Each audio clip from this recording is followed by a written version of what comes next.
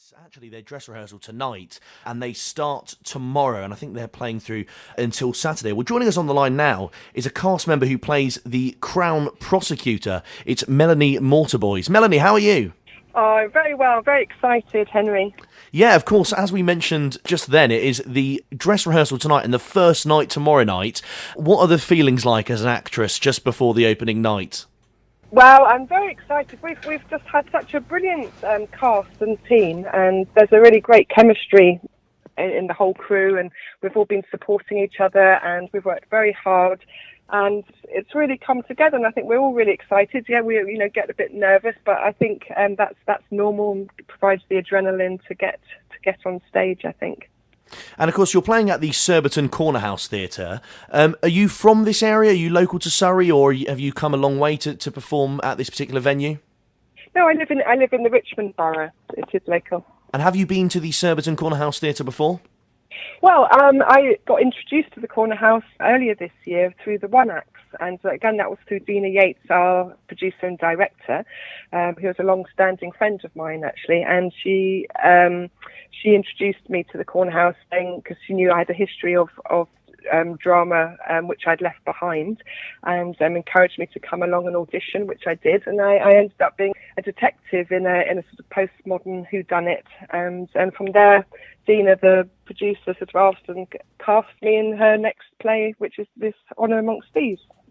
Brilliant. And as I mentioned before, you're playing, of course, the Crown Prosecutor.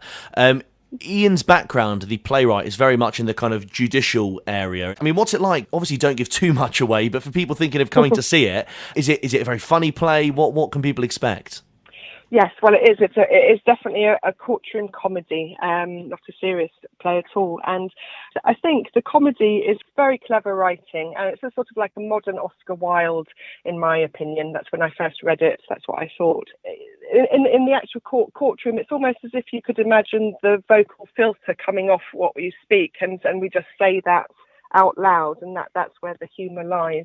I think that's pretty much. Also, the three men that play the minor criminals, they have a lovely chemistry between them that's a bit more like Only Fools and Horses, and there's two young ones and an older mentor, and there's different class, so the way they speak is that there's comedy through how that's written. So it comes out in all sorts of ways, Henry. Now, moving away from the play, Melanie, of course, I spoke to Dina, as you mentioned before, the director of the play, before doing this interview, and she mentioned that you have an amazing story with regards to, am I right in saying, Melanie, that you were diagnosed with breast cancer 3 years ago? That's right, yes. Yes, it is an amazing story, really. Should I give you a little quick? Yeah, please do. Yeah. Yeah. Well, when I was at school, I loved drama, and I really wanted to be an actress. And I did my A-levels, and against all odds, I got into the best university, which was Bristol at the time, with very few places. Everyone said you wouldn't get a place, and I did.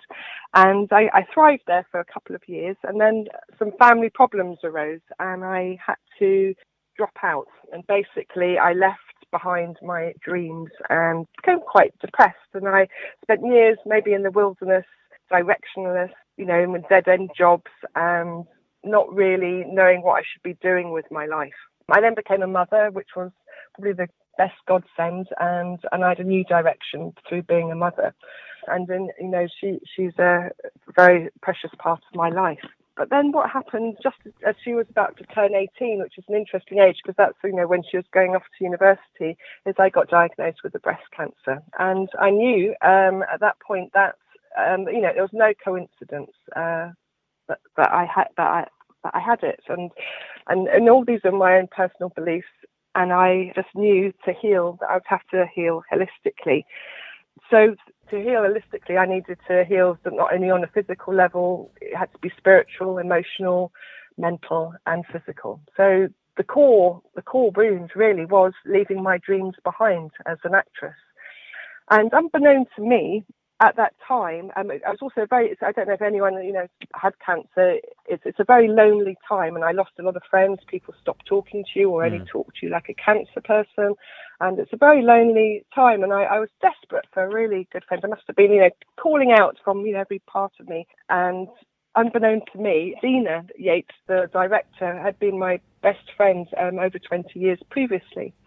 And we'd lost contact, and she couldn't remember my surname, and she'd been searching for me on social media for 2 years. And then just at the beginning of the year, she found my surname and we got in contact. And that's when she told me about the cornerHOUSE, and I was so thrilled to, see her, because she was my best friend then, and now. And that started the whole getting back into acting. Because unbeknownst to me, she had a whole years and years of being in musical theatre, directing plays, and so it's just a very since then, things just taken off, and I couldn't be happier, actually. Have you found, Melanie, that since you were obviously told the awful news that you had breast cancer, that you've had a different outlook on life? Like, obviously you're acting at the minute in a play. I mean, that's absolutely amazing, given what you said when you had that awful news. Have you found that your outlook's changed? Completely, and if I could, urge anyone not to wait for an awful wake-up call. I think it's an interesting thing that you actually don't think you're ever going to really die, and I think getting a diagnosis of breast cancer, really, you look death in its face. I mean, my first question in my head was, who is my God? What does God mean to me? Because you really think about it differently. And so my outlook completely. I went to my doctor and I said, I decided not to have the usual treatments.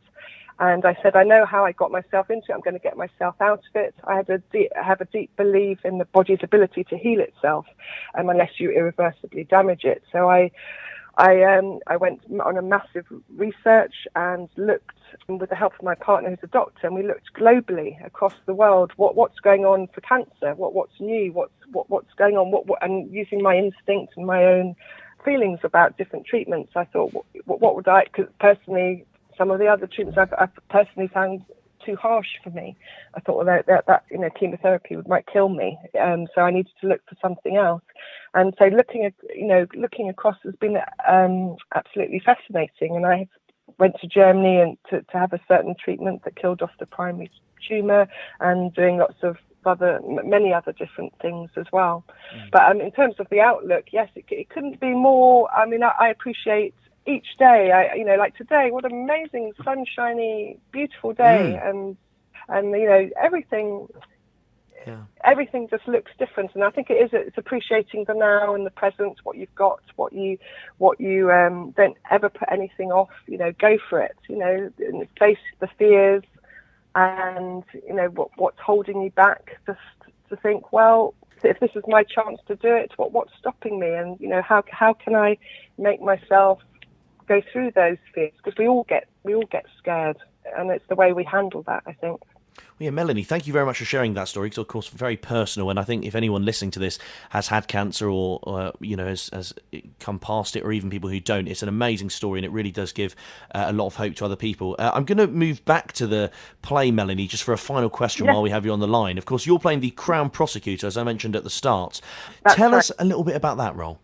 Well, it's wonderful, actually. Dina decided to change both the prosecutor and the solicitor to two female roles, and so they're two very powerful women, and that I really love the fact that the way Ian's written it, but it's not about whether they're innocent or guilty. It's about the kill. It's about the competition. It's about the conflict between the defence and the prosecution.